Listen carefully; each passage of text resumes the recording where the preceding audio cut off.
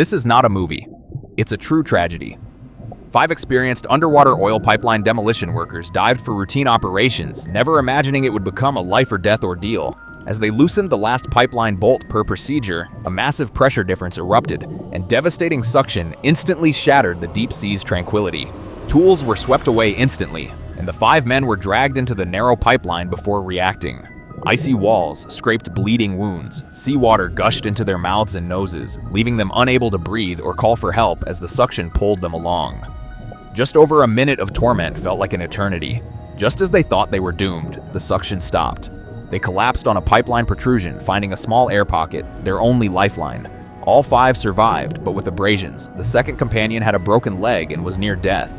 The ordeal had just begun. Oxygen tanks were lost, and the air pocket thinned by the day.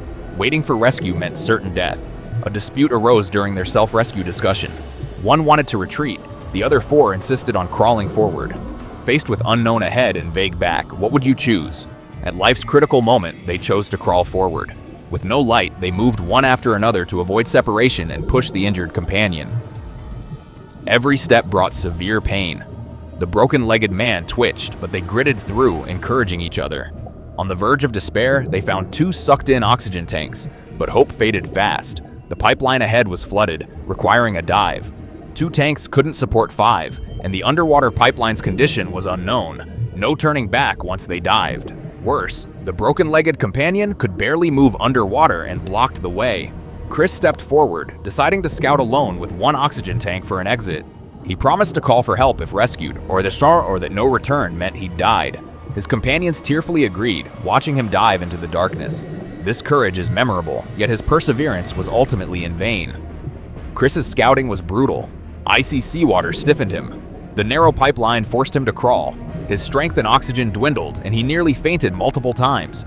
Just as he was giving up, he found another forgotten oxygen tank, his lifeline. He quickly changed tanks, ignoring the missing mouthpiece and pungent oil smell, and kept crawling through exhaustion. After dozens of minutes, he reached the vertical pipeline, excited yet terrified it might be a dead end. Chris used his last strength to swim upward, breaking through darkness to sunlight.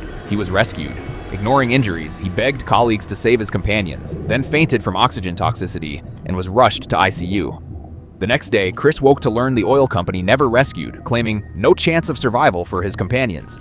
He begged to argue, but no one listened. Later, a diver told him the truth. Rescuers tapped the pipeline and heard clear life responses, but the company refused to rescue, citing no suitable conditions. Are you as angry as I am? 4 lives were dismissed for cost.